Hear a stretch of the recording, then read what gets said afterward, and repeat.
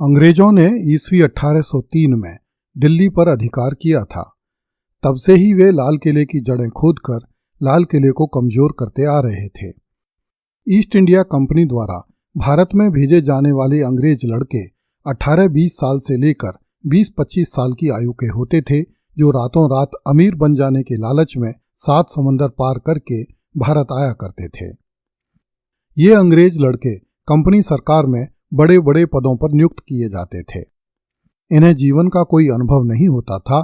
इनमें से अधिकांश लड़के निहायत ही बदतमीज, बददिमाग और लालची होते थे।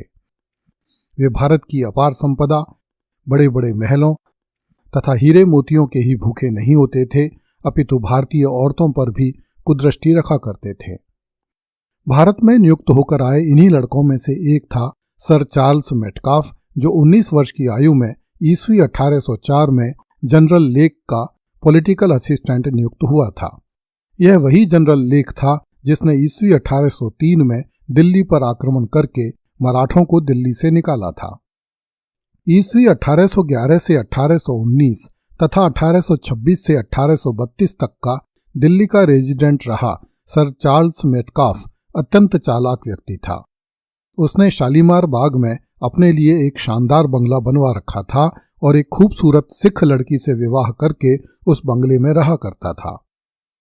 वह बादशाह के साथ तमीज से पेश आता था, किंतु बादशाह की कोई बात नहीं मानता था तथा बादशाह की गतिविधियों पर कड़ा नियंत्रण रखा करता था। कुछ दिन बाद उसने अपनी हिंदुस्तानी पत्नी को छोड़ दिया तथा एक अंग्रेजी मेम के साथ रहने लगा।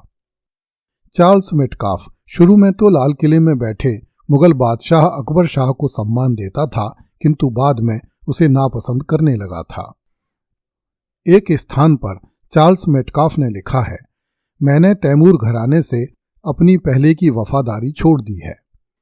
ईस्वी 1813 में चार्ल्स मेटकाफ ने अपने छोटे भाई सर थॉमस मेटकाफ को भी इंग्लैंड से भारत बुला लिया तथा अपने कार्यालय में उच्च पद पर नियुक्त कर दिया। जब ईस्वी 1832 में चार्ल्स मेटकाफ दिल्ली छोड़कर कलकत्ता चला गया और ईस्ट इंडिया कंपनी की कलकत्ता काउंसिल का सदस्य बन गया, तो उसके स्थान पर हार्वे दिल्ली का रेजिडेंट बना। उस समय बादशाह द्वारा दिल्ली के रेजिडेंट को जो पत्र लिखा जाता था, उसमें रेजिडेंट को फर्जंद-ए-अंजुमंद कहा जाता था, जिसका अर्थ होता है प्रिय पुत्र। नए रेजिडेंट को यह संबोधन पसंद नहीं था। वह तो स्वयं को ही बादशाह का मालिक समझता था, इसलिए हार्वे ने बादशाह को बात बात पर अपमानित करना आरंभ किया, ताकि बादशाह स्वयं ही नाराज होकर रेजिडेंट को प्रिय पुत्र लिखना बंद कर दे। अंग्रेज रेजिडेंट अब तक अपने पत्रों में बादशाह को योर मैजेस्टी कहते थे तथा पत्र के अंत में योर मैजेस्टीज फेथफुल सर्वेंट लिखा करते थे, किंतु अब वे अपने पत्रों के प्रारंभ में बादशाह के लिए डियर शब्द का प्रयोग करने लगे।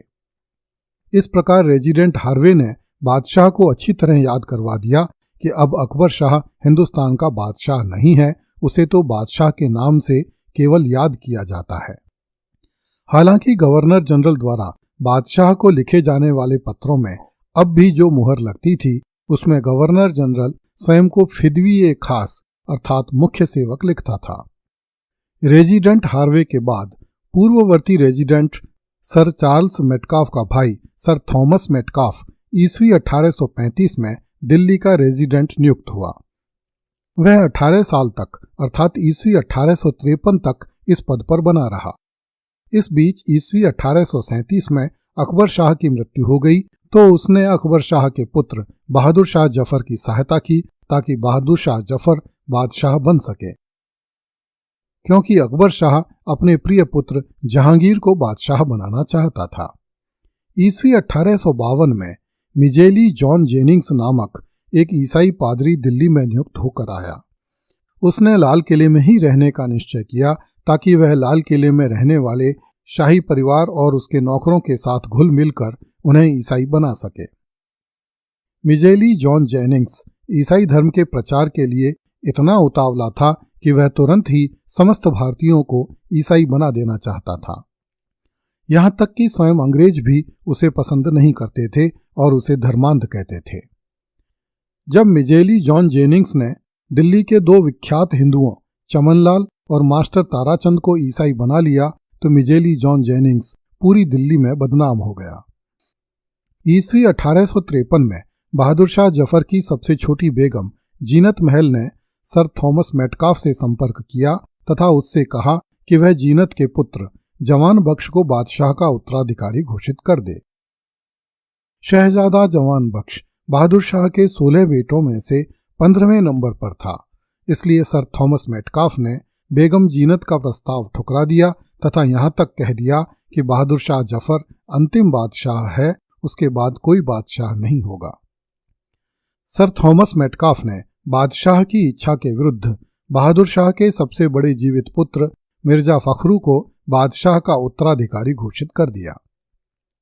ईस्ट इंडिया कंपनी के अधिकारियों द्वारा मिर्जा फखरू से संधि की गई कि वह अपने पिता की मृत्यु के बाद दिल्ली का लाल किला खाली कर देगा, स्वयं को बादशाह नहीं कहेगा तथा 1 लाख रुपए के स्थान पर 15,000 रुपए मासिक पेंशन स्वीकार करेगा।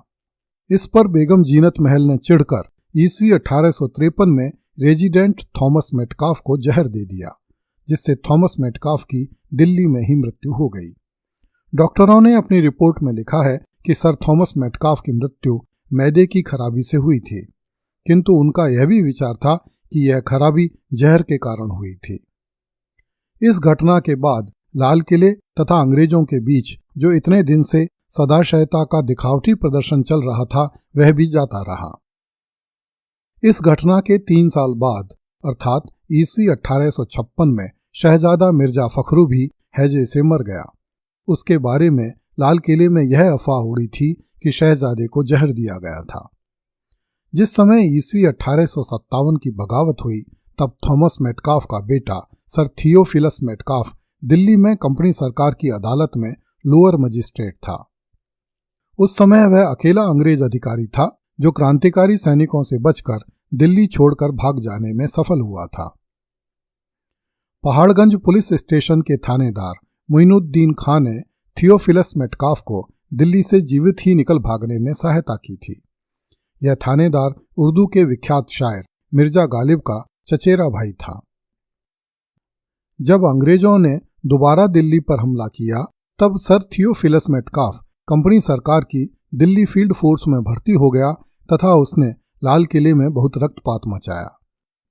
सर थॉमस मेटकाफ का एक जवाई भी उन दिनों दिल्ली में तैनात था, जिसका नाम सर एडवर्ड कैंपबेल था। वह दिल्ली में नियुक्त ब्रिटिश सेना का कमांडर इन चीफ था। जब उसकी रेजिमेंट ने विद्रोह किया तब वह भी दिल्ली से भाग खड़ा हुआ और बाद में दिल्ली फील्ड फोर्स में भर्ती होकर दिल्ली लौटा तथा उसने ही अंग्रेजों की सेना को दिल्ली में थामे रखने में बहुत बड़ी भूमिका निभाई थी। अगली कड़ी में देखिए, लाल किले ने राष्ट्रव्यापी क्रांति का नेतृत्व करना स्वीकार कर लिया।